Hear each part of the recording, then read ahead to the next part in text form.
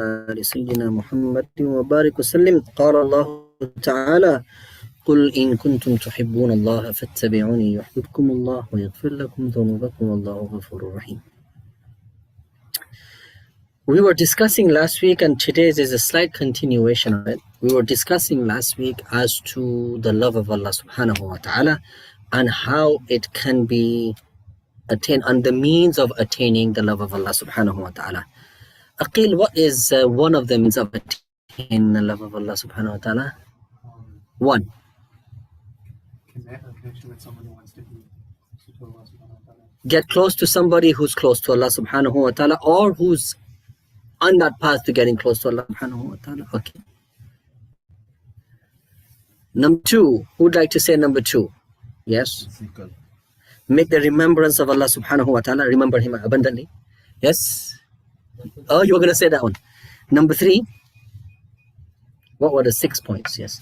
Oh, we did the 5 points. Five points, yes.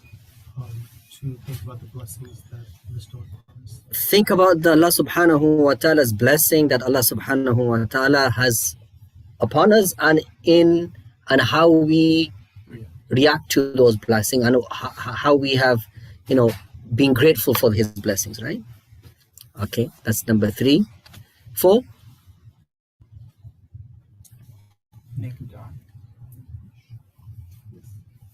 Make dua to Allah subhanahu wa ta'ala. It's there. Where did you read the notes? No, brother shared it with me. Okay, make dua to Allah subhanahu wa ta'ala. You know what dua means? Call us. Yes? Alright. What else? Zakat, that's different. Increase acts of obedience. Well, not increase, always continue to be obedient to Him. Continuous obedience, or try to go long periods of time in which you say, I have been obedient today for like X amount of days, or 40 days, or 41 days. Like you try to expand that time of obedience with Allah subhanahu wa ta'ala. Did we cover 5 points now? All right. So this is what we discussed last week in detail. The means of getting close to Allah subhanahu wa ta'ala.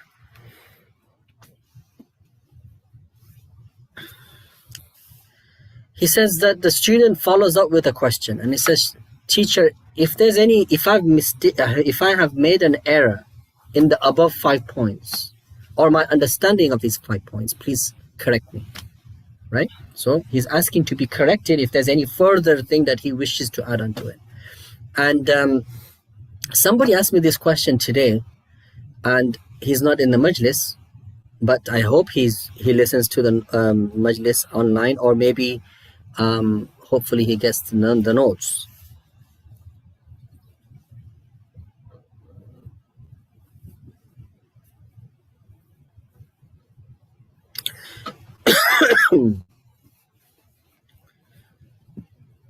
Because look,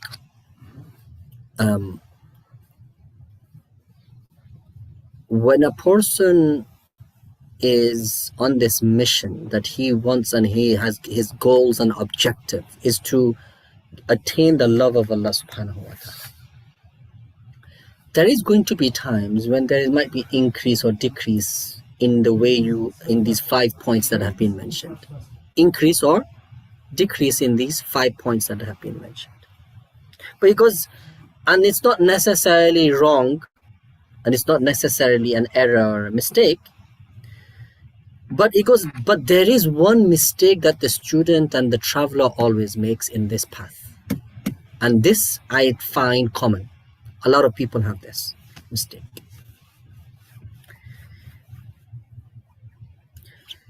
Is that when a person does a few days of obedience, or starts on the path of obedience, or he sits in the remembrance of Allah with continuity, he suddenly makes up his own mind about his relationship with Allah subhanahu wa ta'ala.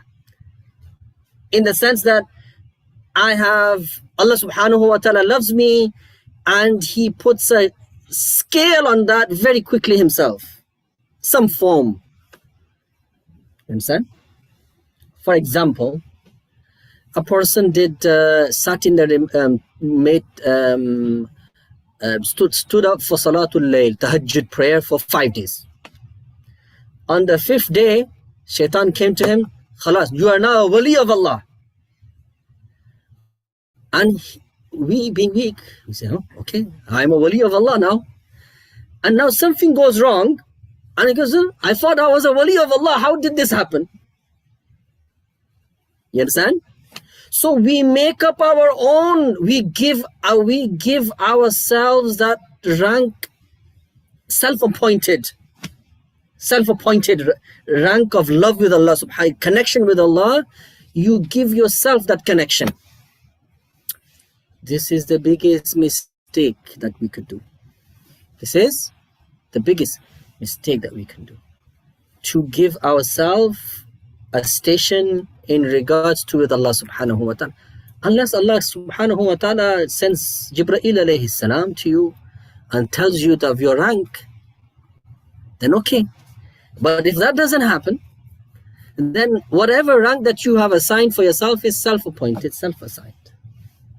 Understand? One shouldn't be fooled, because very quickly Shaitan can take you down a path of, I don't understand why this happened. I don't understand why this happened. And eventually a person moves so far away from Allah subhanahu wa ta'ala that he didn't realize it because of this deception of Shaitan.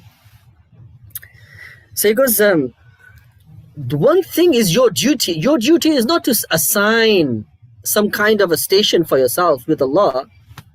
Your duty is to continuously do those acts and employ the means to get close to Him. Meaning these 5 things that we mentioned, our duty is to employ the means and those 5 means to continuously get close to Allah subhanahu wa ta'ala.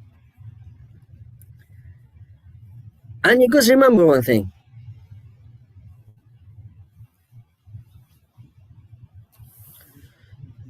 Because whatever rank that you attain by continuously acting upon the means of and employing the means, that is your true rank with Allah, but it is unknown to you. You don't really know what that is. But definitely you will attain. Definitely you will attain. Now, if that climb in rank is according to your perception, or you perceive it, you don't perceive it, you feel it, do not feel it, but it's still there. Just so far so good? And let's just say hypothetically, after years of making an effort, Shaitan tells you that you are on the same position that you started 15 years ago. If hypothetically that's the case, then something else has also happened. He goes, you have become more firm in what you have. Like for example, if you don't see the tree growing up, but it's definitely growing down, the roots are becoming stronger. Meaning that your love for Allah has become much stronger than it was 15 years ago. It's just that you don't see the tree growing up. You don't perceive the roots becoming stronger. So a student shouldn't involve himself with these type of thoughts. What he should do is persevere and focus on attaining these continuously doing these 5 things. Continuously do these 5 things. Inshallah, inshallah, inshallah, inshallah, you will slowly get close to Allah subhanahu wa ta'ala. Inshallah. The problem is doing the 5 things and continuously doing it.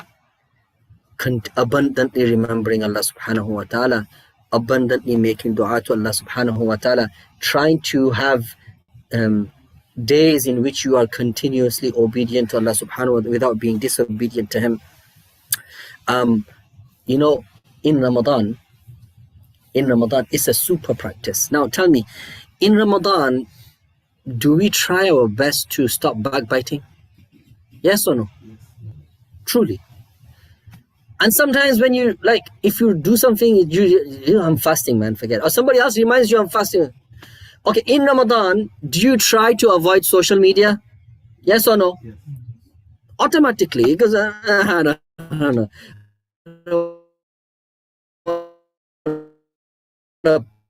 like if I put this social media on, there's gonna be something there that's done.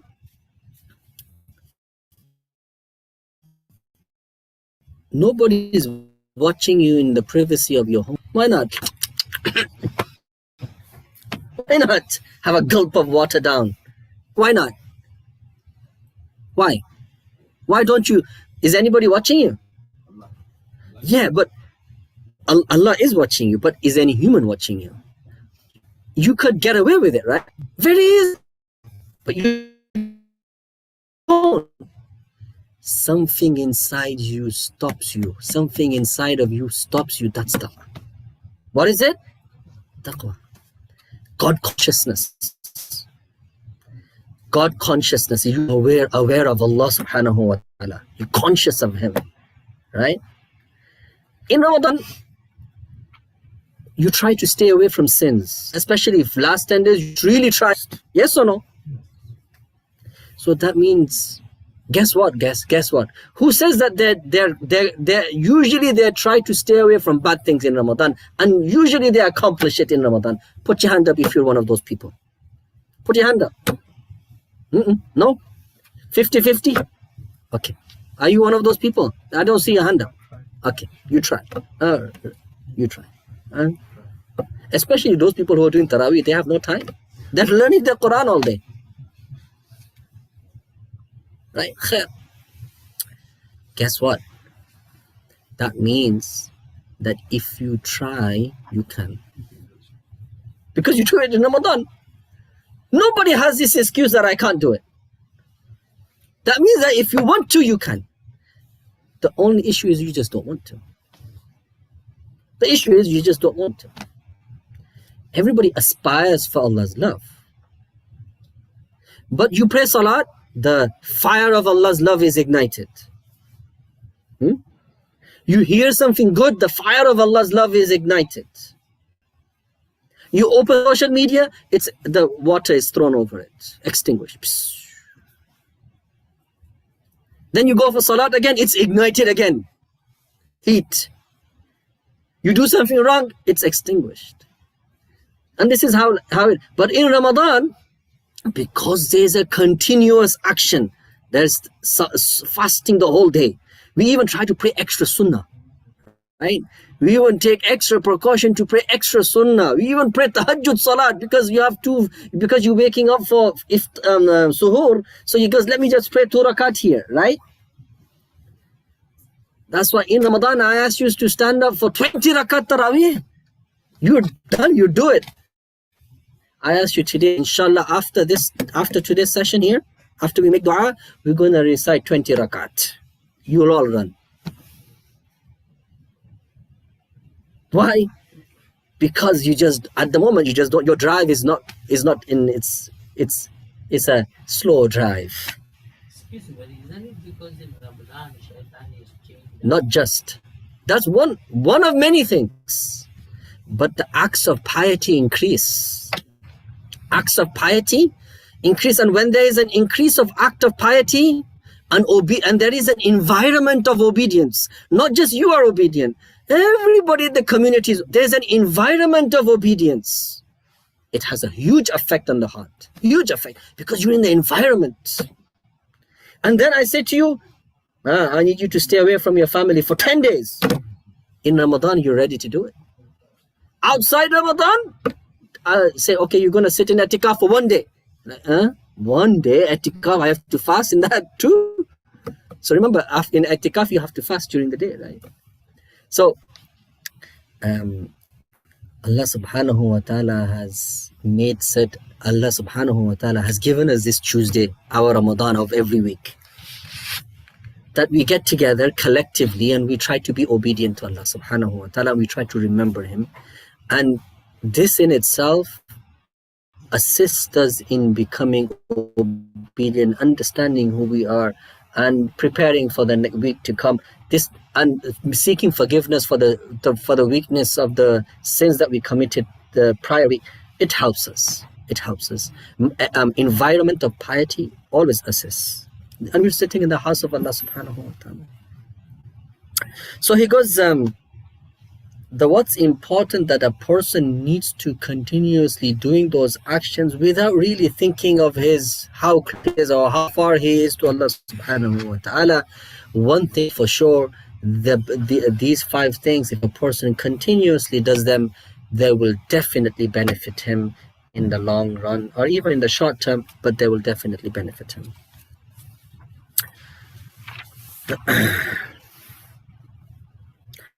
And irrespective if you perceive it or not.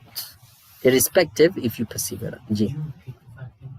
Yes, repeat the 5 things. Bismillah ar-Rahman ar-Rahim. Number 1, remember Allah abundantly. Easy? That's what we hear for on Tuesdays on how to remember Allah. We'll do muraqabah at the end. Number 2, the favors of Allah subhanahu wa ta'ala upon you. The favors of Allah. So Allah gave me this ni'mah, this favor, and what did I give Allah subhanahu wa ta'ala in return? So a person starts thinking, right? A person starts thinking. Connect with those people who are connected to Allah subhanahu wa ta'ala. Number 3, environment, right? Number 4, always be obedient to Allah subhanahu wa ta'ala. Always follow His rules and regulations. Always be obedient to Him. And number 5, make dua to Allah subhanahu wa ta'ala. I explained these 5 points last week in detail. It's also recorded. You could play it last week's. You can play last week's. It's online. You can play it. All of them you can play. They're there. Who's sending out the emails nowadays? Who's got the email list? Give your email to Kazim and he'll tell you afterwards. Hafiz Kazim, sorry. Inshallah.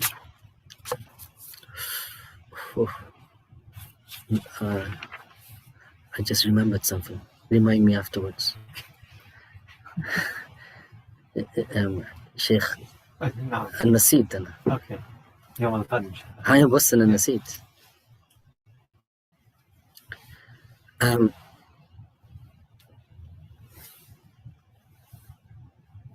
Sincerity and how to attain sincerity. This is the next question. This has happened sometimes. Sometimes you go to some place and you say to somebody, make dua. Now the guy started making dua, he's not getting out of dua. He made a super long dua, and like this you're thinking, when is he going to say Ameen? When is he going to say Subhanallah wa bihamdihi, Subhanallah al-Azim? And the food is getting cold too.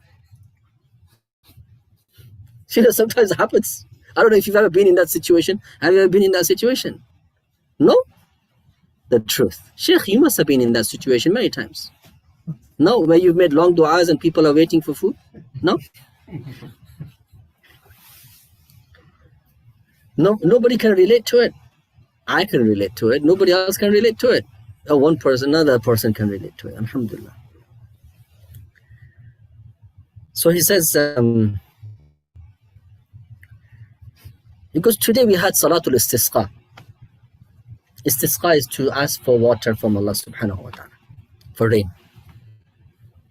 He goes, the Imam went, big dua, long dua. You know, the long duas only work on the Khatmul Quran day. Otherwise, if you try to do a long dua, people like, they can't stand up for that long, right? People, look, even when we're sitting down, it's difficult. Like your legs hurt, right? Yes? Have you ever sat down in a long dua? Oh, mashallah. I used to do Mm-hmm. After Tarawih, the last rakah. Half an hour. at least 20 minutes. Akbar khair. Because anyway, I got into this situation. In the beginning, I was saying Ameen, and I was all had so much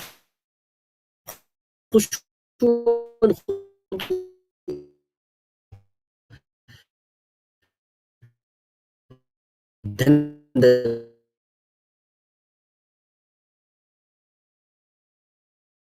continue and it just continue. I mean,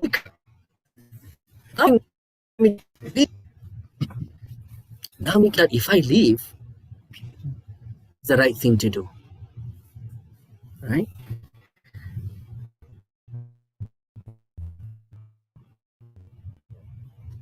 I being sincere, what is it? So he asked this question.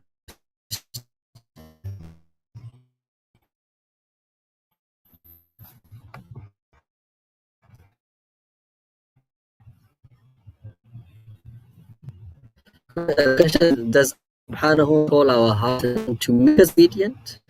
Allah subhanahu wa ta'ala.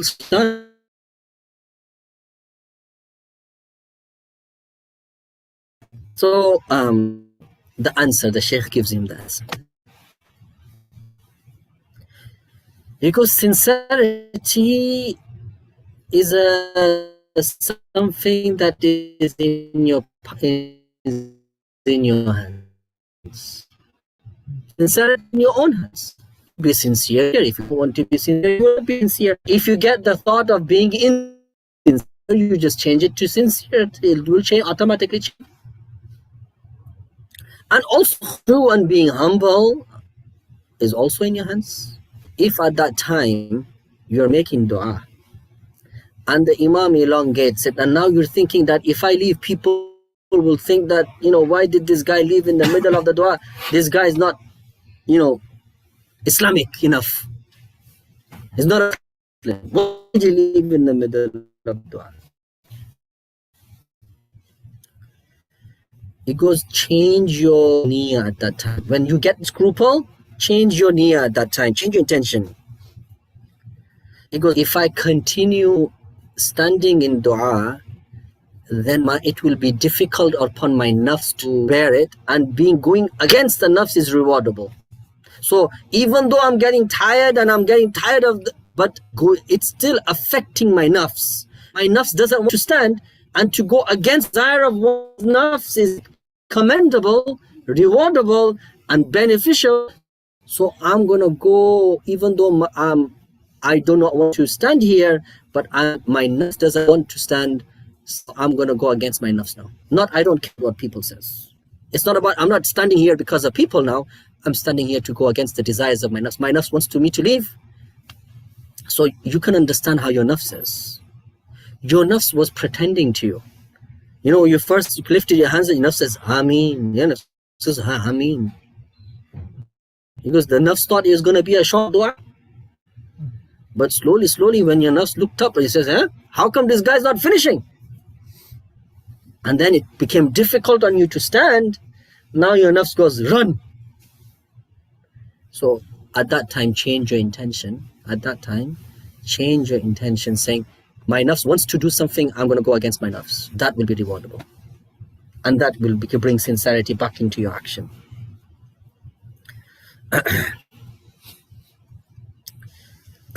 Like the hadith of the Prophet ﷺ.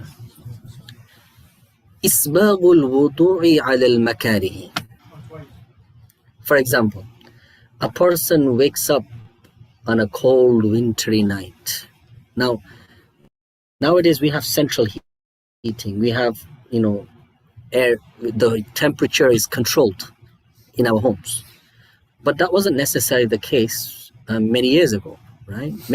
You would wake up to a cold house, the fire was out, right? Until you didn't light the fire, it's still cold.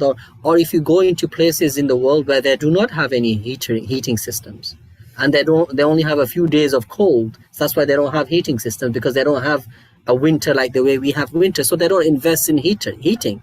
So it's a few days of cold, they just wear a few extra blankets on top, and they go to sleep. So let's just say that you wake up on a cold wintry night. It's nice and warm and cozy inside of your bed. Now you take your hand out of the bed and it's cold. Shaitan goes, go back to sleep. No need to wake up now, wake up later. No need to pray Fajr now, pray later. Right? Now it's dislike, right? Now you but you somehow manage to get to scroll to the bathroom. And when you get to the bathroom, you don't want to make wudu. But the Prophet ﷺ said that the reward is isbaghul wudu'i ala al-makarihi, to make a complete wudu despite being in a position that you didn't want to make wudu, because the water was so cold. Water's cold, wind, like cold water. Who's made wudu in cold water? Anybody? Where? In India. Where? In India. Where? Texas? Huh? How can you make cold water wudu in Texas? Oh, heater wasn't working. All right. Anybody made cold wudu? Where? I don't have the patience to wait for the hot water, so I just Forget that. I just gotta get this wudu done. So, I mean, I'm just surprised. Staying in America, you guys have had experienced cold water. Who's experienced cold water in the United States? When the water was out, or what? also, if you have to pray outside sometimes, you know. If you Yeah, praying outside. So let's just say, like let's just say hypothetically you went camping. You know, there was a few brothers who went camping from our community, and it was just hitting winter, and they didn't realize, and they underestimated how cold it can be on Shenandoah Mountain. And he's not here today, the guy, but you know, if he was here, we'd tell him. So they said to each other, we're gonna rough it, and now they're shivering at night. Shivering, all of them. So what they'd all cuddled next to each other because they were so cold. We're gonna rough it, and then their teeth are still shivering, and they said we're still gonna rough it. But they underestimated the cold in Shenandoah Mountain. So just imagine in that cold in Fajr, they had to make wudu. Allahu Akbar. Or let's just say they had to make fard, ghusl. They had to make an obligatory bath. Then what? They says, inshallah, I'll make tayammum for now.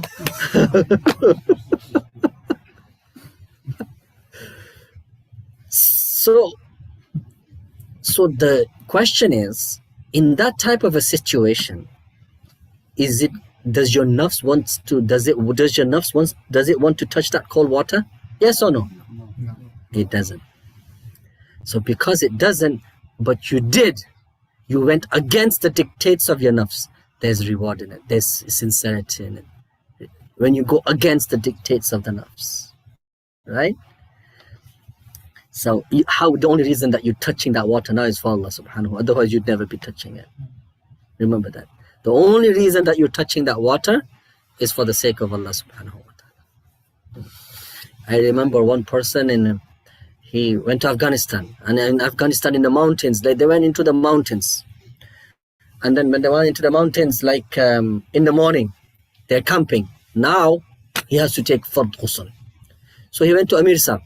He goes, Amir Sahib, I have to take ghusl. He goes, yeah, there's the bucket, go ahead. He goes, I was so scared. He goes, but amazingly, when I started putting the water onto me, it felt warm. He goes, miraculously, it felt warm. So Allah subhanahu wa ta'ala, you know, if He makes your water a bit warmer, but maybe there might be a science behind that, by the way. It might be like the water might not be cold enough, than the environment was so cold, but the water was not as cold, and he felt that the water was okay. He thought it would be more cold, and it wasn't probably cold as the surrounding areas. But khair. So he goes, any act that is difficult to do, the more the difficulty, the more the reward. The greater the difficulty, the greater the reward. Now, those of you who, let me ask you, who is a habitual 5 times prayer? Meaning, habit, you have a habit of praying 5 times. MashaAllah, MashaAllah, Alhamdulillah.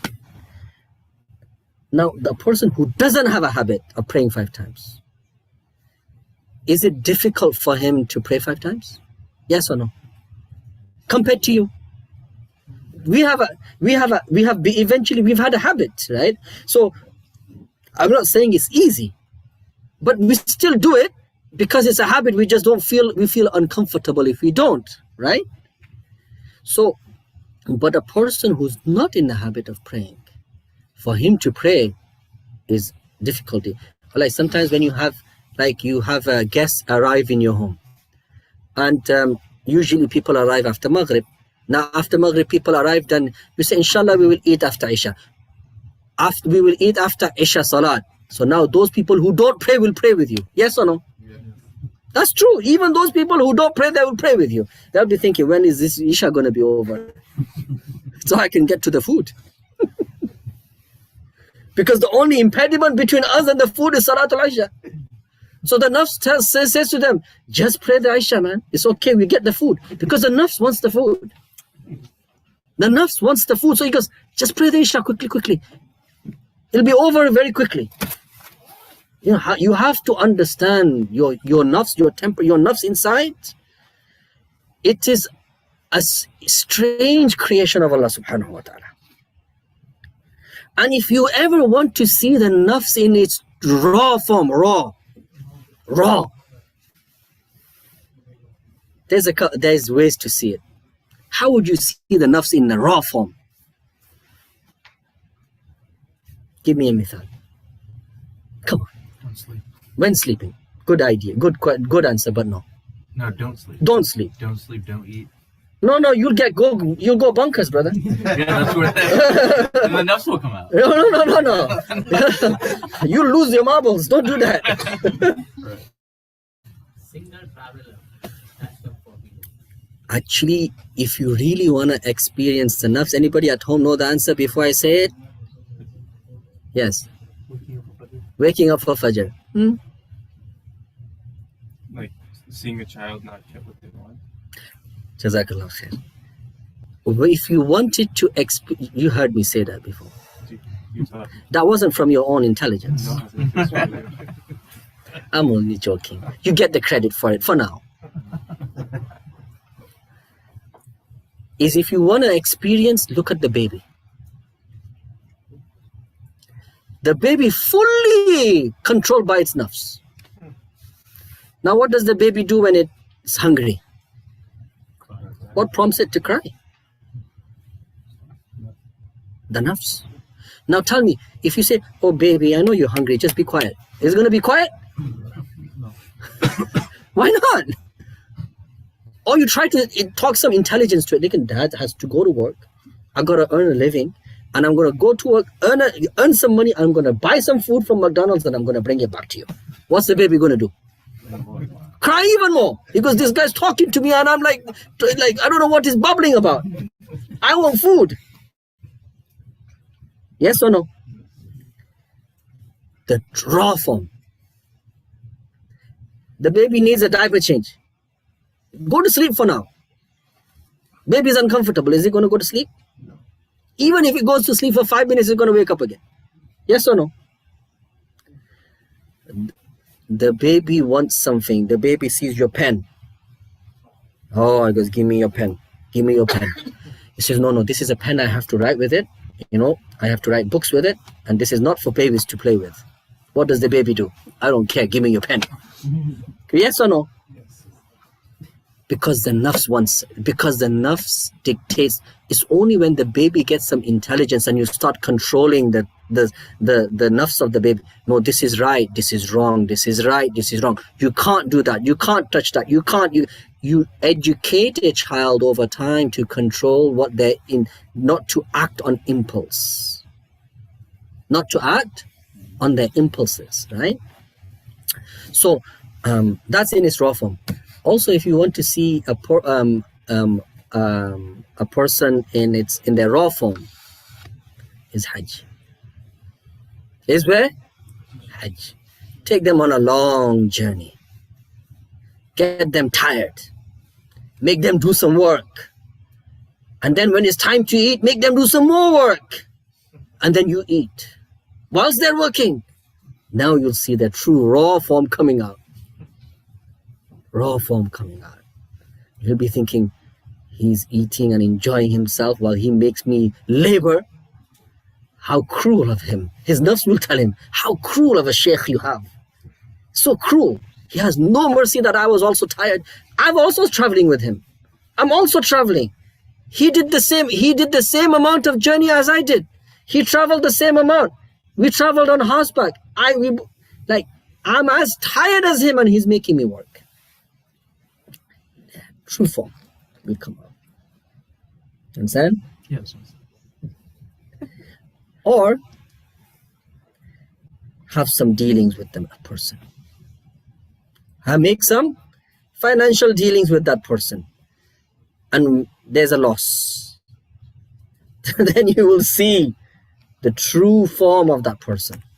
Like, is that person, does he go into haram?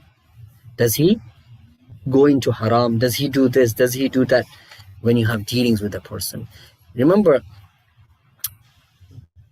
does anybody want a loss? Anybody like to have a loss? Can everybody take a loss? No. Not many. So if two partners are taking a loss, and one partner says to the other, it's okay, bro, it's okay if I take a loss, I'm fine. You take the money. And he takes the money. No, sir. That's no good? No, we split it at 50. Don't do business with that guy. I'm only joking. No. But I'm saying that, can everybody take a loss? I'm asking you that question. And can everybody give up their loss? I'm asking you a second question. Not everybody can give it up. Very few people can give it up. Right? It's like, at that time you realize, what type of a person this is. Where is made in China or made in Saudi, made in Arabia? Made in China or made in Arabia, you'll find out. You know what made in China is, right? Bar Ikhtiyar? You don't know? Things break when they make it made in China. I thought you Were you made in China? You were made in India. Oh, mashallah. Mashallah. Sheikh. So where was I? about the nafs. About the human nafs. So the nafs, when you go against the dictates of the nafs, the greater the sacrifice, the greater the reward. Is there a place the human nafs resides in the body?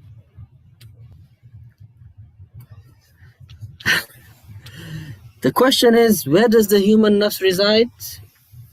Well, it resides inside of your body. It resides, people have different ulama have put it in different places. Some people have put it somewhere here, some people have put it in different places. You get it?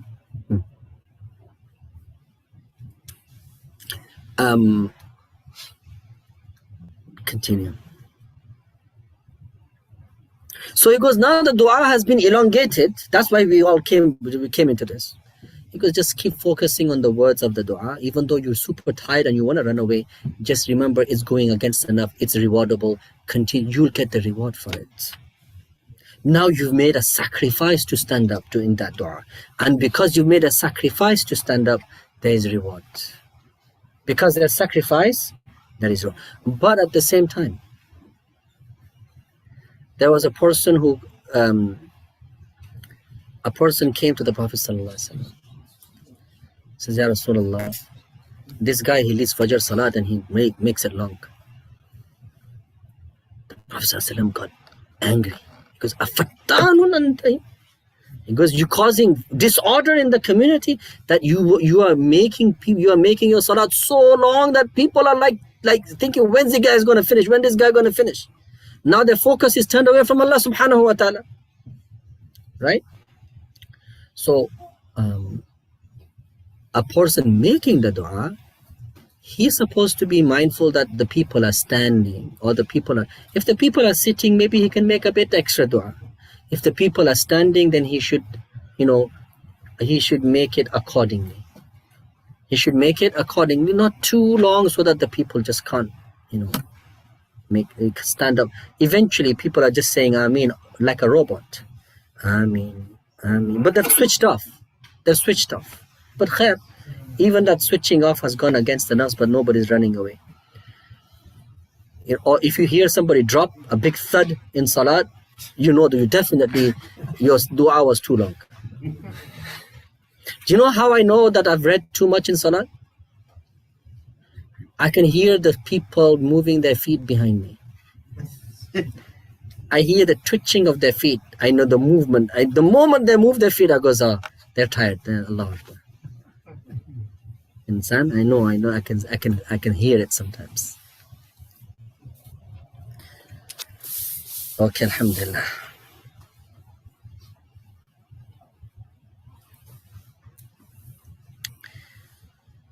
The reality of, in a few words, the reality of shukr. Reality, but from a different angle. Shukr from a different angle. Because what is the reality of shukr? The student asked the Shaykh, because please explain to me what gratitude is. Gratitude.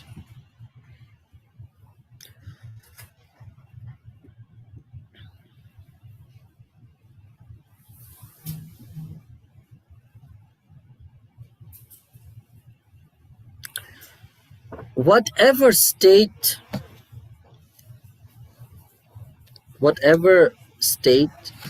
you are in, either you got to that state through effort, or Allah subhanahu wa ta'ala gave you that state for free, or elevated you to that state, whatever state that you are in, financially, emotionally, spiritually, physically, whatever, in all aspects, general.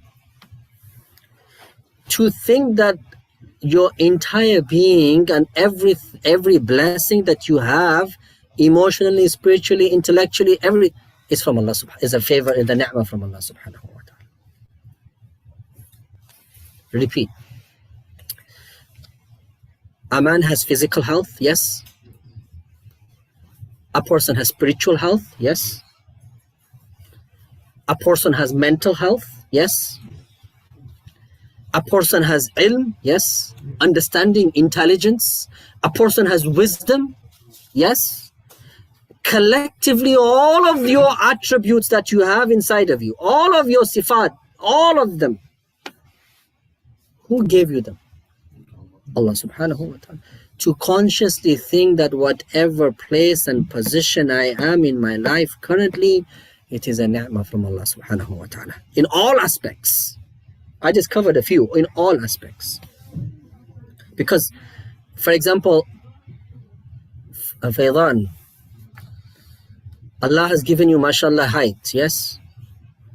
You probably outrun me, yes? Why not? Say yes. Yes. Astaghfirullah. You're probably right. So that means two people can walk, but one person has been blessed to walk faster than the other. But the ni'mah of walking is with both. But one person Allah has blessed with much more speed than the other. Yes or no? Yes or no, Bita? If Faydan was to continue learning, he'll eventually surpass his teachers. Yes or no for Faydan? Yes. Yes, he says. That means he wishes to surpass his teachers. That's his intention. I make dua that you do. I make dua that you do. He says that, just to stop you here and remind me where I am first, so that I come back to the same point. Who is the most sincerest person to you in your life? And don't say it's your teacher, because it's not. Parents. Your father. Yeah, for sure, father. Why? Not He wants better than him. Jazakallah khair. There is only one person in life that wants you to become better than you himself, is your father. Your father wants you to become a better person, better abid, a better alim, a better human being. There is no person that is more sincere to you than your father. He wants you to become a better person.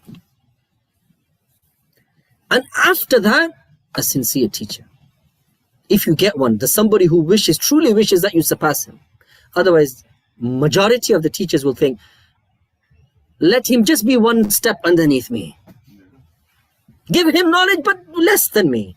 I make dua that you get way more. He says, Ameen. I say Ameen, no problem. Say Ameen. Ameen. Remember, Nabi is a Nabi. Nabi is a Nabi. Nobody can surpass the Nabi. Nobody can surpass a Nabi. But we are human beings. We're not Anbiya. We're human beings. Anybody can surpass. Make effort, you'll surpass. Understand? But they'll tell you a trick though. I'll try to teach you a trick to stay ahead. Huh? Shall I teach it to you or not? Yes or no? Yes. There are certain things that you spend, it continues to increase. Certain things that you spend, it will decrease. Wealth, if you spend, increases or decreases? Well, it depends how you spend it. If you spend it in the path of Allah, it will increase. But normally, as a general, in worldly sense, when you spend, it decreases. Yes or no? But there's something that increases the more you spend it. Knowledge. And the more you spend it, the more it increases. The more you, because in order to spend it, you have to learn. In order to learn, you have to study. In order to study, you have to open a book. When you open a book, you learn. You understand? Knowledge always increases. Always. Always. There will be some angle that you didn't think of. There will be some avenue that you didn't think of. Like yesterday, I got an idea that I didn't think of before. But again, this is from Allah subhanahu wa ta'ala. So it goes, so I was going back to you. So even though we have, Allah subhanahu wa ta'ala has blessed us with eyesight, but is everybody seeing the same? No. Right? Some people can see better than others, right? Yes or no? That's why when I'm driving, I have my guide next to me. What does that sign say? You didn't get the joke? Nobody got the joke. Astaghfirullah. Who got the joke? Umair, what did I mean? Yeah, I need to see. Tell somebody, what does that sign say? That in the distance, right? Because they can see in that distance. I probably can't see there. You understand? But so even though we might be, Allah subhanahu wa ta'ala might has blessed everybody with hands, feet, eyes, intellect, intelligence, hikmah, wisdom, Quran. Harun, are two Hafiz the same? Two Hafiz is never the same. Even two Hafiz studied under the same teacher can never be the same. Right? But the ni'mah of Allah on each, favor is on this one too, favor is on this one too, but it's up to each individual to recognize that favor. And when you recognize that favor, that is shukr. When you recognize that favor, that is what? Shukr. You understand now? Remember what we learn here, and nobody teaches it like this. Nobody teaches this. Everybody will, there's different ways of teaching, but Tuesday we do special teaching. This is special. Understanding who you are is very important. So then, when you see these favors of Allah subhanahu wa ta'ala upon you, is also your duty to be happy. That Ya Allah, to be happy of these favors. Now, anybody tell me here who've been sitting in these lectures for such a long period of time, what is the benefit of becoming happy on the ni'mah of Allah subhanahu wa ta'ala? What would be the benefit? People at home and also people sitting here. What's the benefit? You're getting rewarded. Besides reward. Motivation for ibadah. Motivation for ibadah, okay. What else? What else?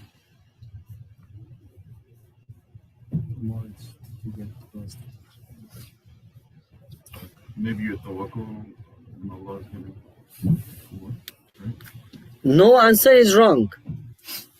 Don't be afraid to give me an answer. No answer is wrong. But when you get the right answer, I'll be happy. Acknowledging how needy we are of Allah. Okay? But not the answer I'm looking for. No answer is wrong. Huh? Huh, Papi? What did you say? Sohbah? No. Allah will increase you if you're grateful. Yes, Allah will increase if you're grateful. لَإِن شَكَرْتُمْ لَأَزِيدَنَّكُمْ. Allah will give you more if you're grateful. But there's something else that's happening too. Sitting with the righteous, okay? No answer is wrong. Feeling closer to Allah, okay? But not the answer I'm looking for. Allah. Hadith of the Prophet sallallahu alaihi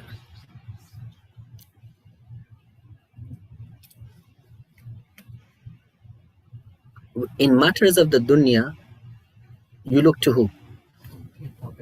To people who are beneath you. Why? So arrogance doesn't arise. So that, no, not for arrogance. You realize that. So that you can be grateful for what Allah has given to you. If a person is happy, he goes, not just he's grateful, after being grateful, he shows content, he shows happiness, he smiles to Allah. There is one dua after which you the sunnah to smile. Does anybody know? Say.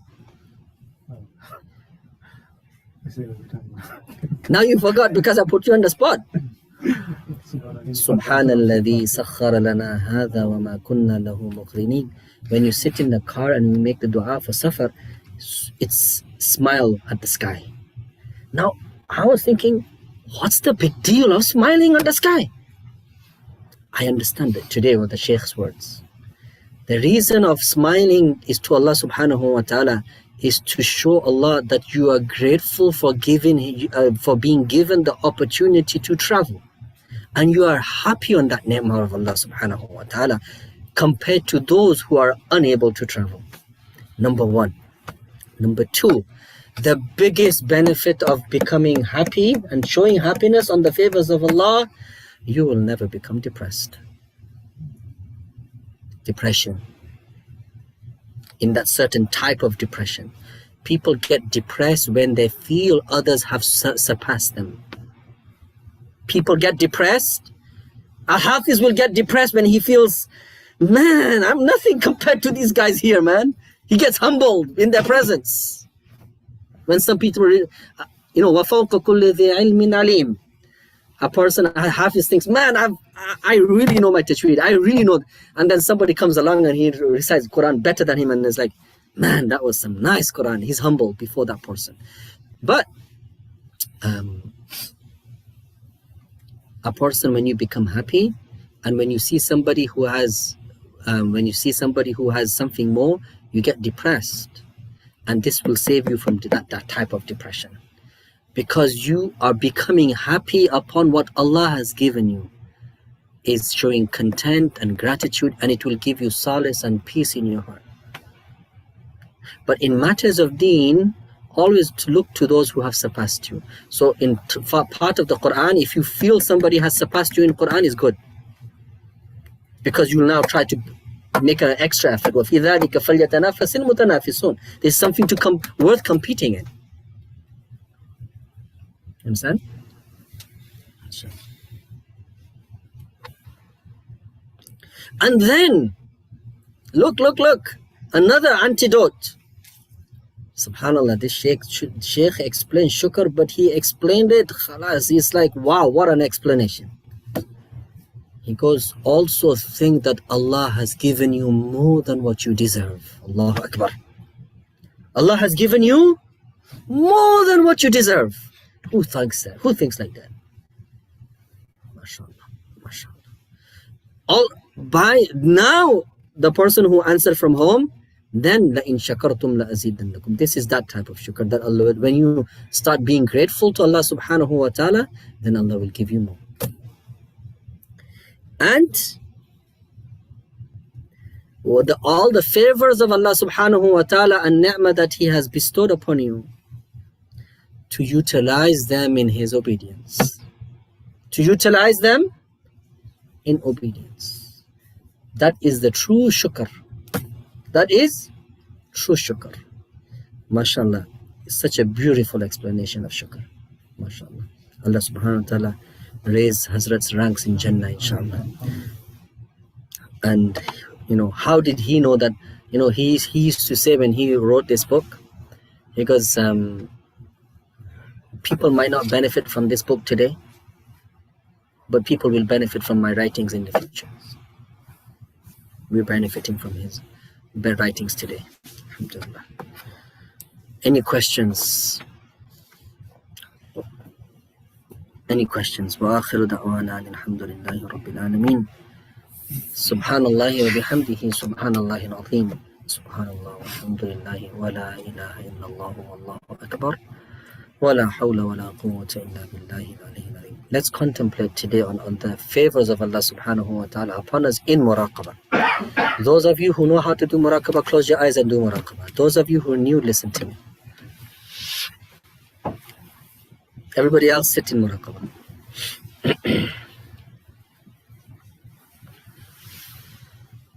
The Prophet sallallahu alaihi wasallam says, لِكُلِّ شَيْءٍ سَقَالَةٌ وَسَقَالَةُ الْقُلُوبِ ذِكْرُ اللَّهِ. Everything Allah has made a polish, and the polish of the human heart is the remembrance of Allah. When a person remembers Allah subhanahu wa ta'ala, the darkness from the heart disappears, and it is replaced with nur and light. And when the nur and light comes in, it takes away the ran. كَلَّا بَلْ رَانَ عَلَىٰ قُلُوبِهِمْ بِمَا كَانُوا يَكْسِبُونَ. A rust sets upon a human heart. When we commit sin, a dot forms on the heart. When that dot becomes larger and larger, it eventually becomes rust, and rust sets upon the heart. And Allah subhanahu wa ta'ala mentions, فَإِنَّهَا لَا تَعْمَى الْأَبْصَارِ وَلَكِنْ تَعْمَى الْقُلُوبُ الَّتِي فِي الصُّدُورِ. It is not that they are blind from the sight, they can see, but their hearts have become blind. The hearts do not taking any good. And the hearts stop taking good when the hearts become solid, they become hard, they become through sin, through disobedience. And we commit sin all the time, so we need to seek forgiveness from our sins. And salutations upon the Prophet ﷺ, and after that we spend some time in the remembrance. And what is the purpose of this? The purpose of remembering Allah subhanahu wa ta'ala, and the goal and objective, is that a person remembers Allah at all times. He becomes conscious of Allah subhanahu wa ta'ala at all times. And this is the medium, this is the way that the ulama have made, that these steps have made, that if a person follows these steps, eventually he will become conscious of Allah subhanahu wa ta'ala. Once you attain it, you don't need the means.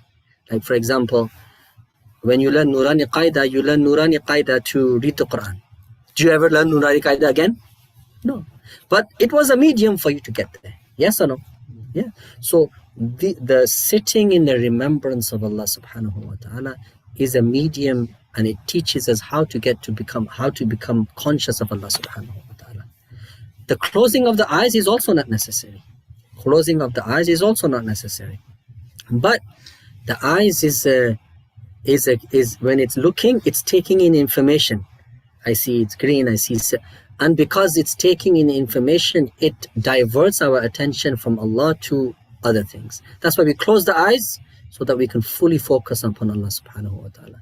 That's muraqabah. Muraqabah is to sit and control the thoughts that are coming into your heart. Only think of Allah. Only think of Allah subhanahu wa ta'ala. Don't think of anything else. Only think of Allah. Don't say anything with your tongue. Just say it with your heart. Say Allah, Allah, Allah. And slowly, you will train your heart to say Allah subhanahu, to praise Allah subhanahu wa ta'ala. Internally, you could be sitting, walking, but your heart is in the remembrance of Allah subhanahu wa ta'ala. That's the goal and objective, inshallah. Got it? Okay, Carlos. Close your eyes.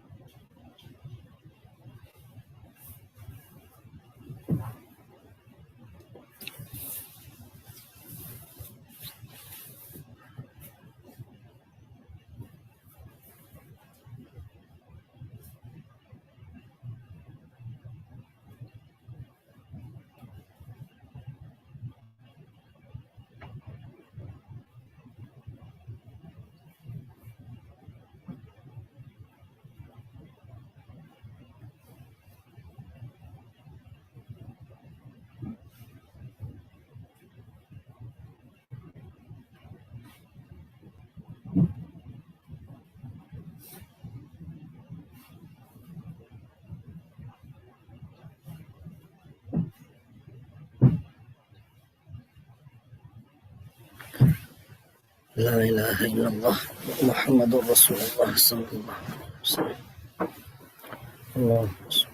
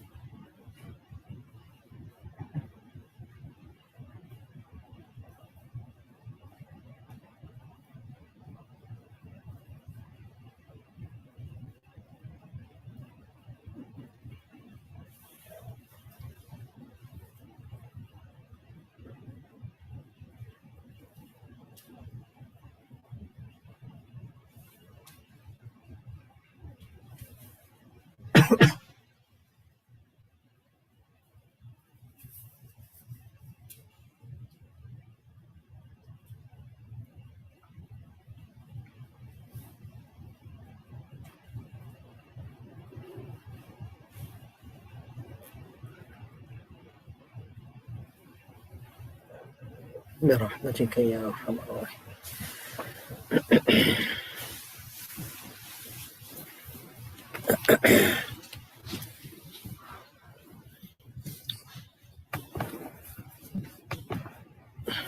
جزاك الله خير إن شاء الله.